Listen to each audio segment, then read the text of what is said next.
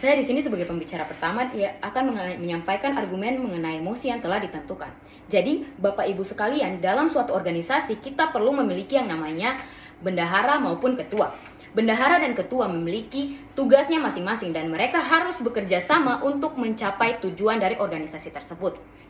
Analogi ini saya gunakan untuk menjelaskan mosi yang akan kami bahas. Jadi dalam analogi tersebut, bendahara yang kami maksudkan di sini adalah bank sentral dan ketua yang kami maksudkan di sini adalah pemerintah. Jadi, kami percaya dengan adanya keterlibatan bank sentral dalam mengatur pengeluaran pemerintah sebenarnya secara langsung dan tidak langsung pertama, menjaga kesejahteraan masyarakat dengan melihat prioritas departemen yang menerima uang. Kedua, mereka membantu mencapai kesejahteraan ekonomi, mengantisipasi dengan terjadinya inflasi, dan membantu menstabilkan keuangan negara. Misalnya, dengan terjadinya pandemi COVID-19, ada banyak sekali kepentingan pengeluaran yang dipotong oleh bank sentral dengan melihat prioritas pengeluaran saat itu. Ketika misalkan saat pandemi yang dibutuhkan adalah pengeluaran dalam bidang bantuan sosial, kesehatan, dan lain-lain. Yang tadinya pengeluaran dari departemen misalnya terbagi 25% untuk 4 departemen seperti departemen pendidikan, perikanan, dan lain-lain. Jadinya bisa disesuaikan mengutamakan atau memprioritaskan departemen-departemen seperti departemen kesehatan ataupun bantuan-bantuan sosial. Misalnya mereka bisa mendapatkan yang tadinya 25% dinaikkan menjadi 40% dari dana dan hak yang telah ditentukan di dalam bank sentral tersebut. Menurut kami itu merupakan tugas utama dari bank sentral untuk mengatur pengeluaran tersebut.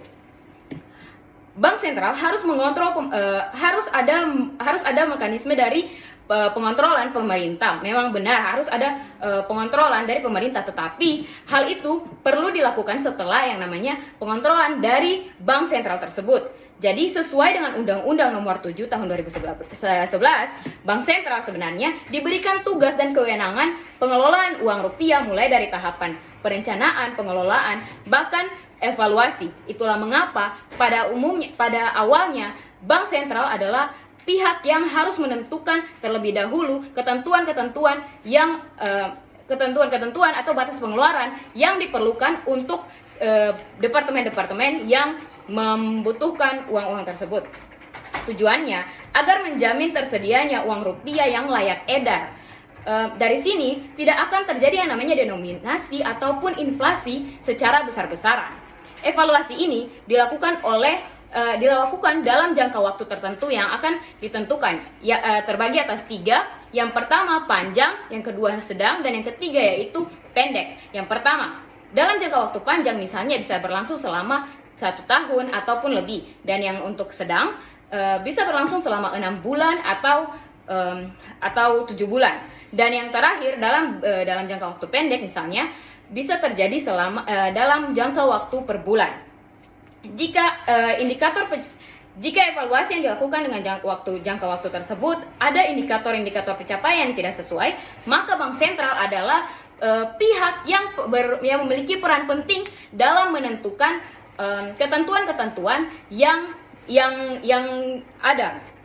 Karena kalau misalkan departemen yang kerja sendiri, mereka tentu akan tidak peduli dengan pengeluaran-pengeluaran yang dibutuhkan oleh pihak dari atau sektor-sektor lain. Jadi ketika misalkan cuma satu departemen yang menentukan dan tidak ada campur tangan dari bank sentral, maka dari pihak departemen itu tentu mereka akan mengambil atau mengelola duit atau uang yang mereka perlukan tanpa memikirkan berapa besar atau berapa presentasi dana yang dibutuhkan oleh departemen-departemen lain. Apalagi seperti yang disebutkan pada contoh tadi, misalkan terjadi pandemi, departemen perikanan, mereka yang tadinya dibagi 25% dari dana yang diberikan oleh pemerintah, mereka akan mengelola 25%. Karena terjadi pandemi tadi, mereka hanya mendapatkan 10-15% dari dana yang diberikan pemerintah. Ketika misalkan departemen tersebut yang mengatur, maka mereka tentu tidak akan peduli dengan presentasi tersebut. Mereka akan berpikir kalau mereka harus memperoleh presentasi yang lebih besar daripada departemen-departemen lainnya. Mereka berpikir kalau departemen lainnya tidak penting atau tidak membutuhkan presentasi yang seimbang, tidak menjadi pertimbangan untuk mereka untuk menentukan berapa banyak uang yang diperlukan dalam departemen-departemen lain. Mereka kan tentu saja peduli kepada departemen mereka sendiri. Misalkan ada 10 triliun dari biaya pengeluaran negara yang diberikan kepada Bank Sentral untuk mengontrol dan mengatur, membagi kepada departemen-departemen tersebut. Tapi karena tidak terjadi pengaturan atau terjadi penetapan batas pengeluaran pemerintah dari Bank Sentral, maka penggunaannya bisa saja melebihi dari batas. Lalu lahirlah ketidakstabilan dalam masyarakat.